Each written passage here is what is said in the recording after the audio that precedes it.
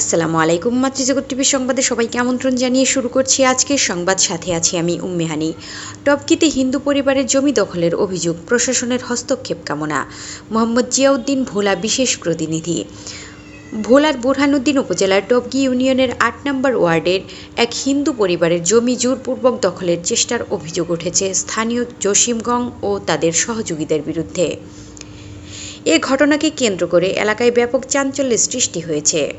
ভুক্তভোগীর পরিবারের সদস্যরা অভিযোগ করেন, তারা দীর্ঘদিন ধরে বৈধভাবে জমিটি ভোগ দখল করে আসছেন। সম্প্রতি জসিমগং এবং তাদের সহযোগীরা জমিটির উপর জোরপূর্বক দখল প্রতিষ্ঠার চেষ্টা চালাচ্ছেন। এতে পরিবারটি চরম নিরাপত্তাহীনতায় ভুগছে। ভুক্তভোগী পরিবারের এক সদস্য বলেন, আমাদের কাছে জমির বৈধ মালিকানার সকল কাগজপত্র রয়েছে, তারপরও প্রভাব খাটিয়ে তাদের জমি দখলের চেষ্টা করা হচ্ছে। আমরা প্রশাসনের কাছে সুষ্ঠু তদন্ত ও ন্যায় বিচার চাই। স্থানীয় কয়েকজন বাসিন্দা জানান, বিষয়টি নিয়ে এলাকায় উদ্বেগ তৈরি হয়েছে। তারা দ্রুত তদন্তের মাধ্যমে প্রকৃত ঘটনা উদ্ঘাটন এবং আইনানুগ ব্যবস্থা গ্রহণের দাবি জানান। এ বিষয়ে এক স্থানীয় বাসিন্দা বলেন, জমি সংক্রান্ত বিরোধের সুষ্ঠু সমাধান না হলে এলাকায় অস্থিরতা সৃষ্টি হতে পারে।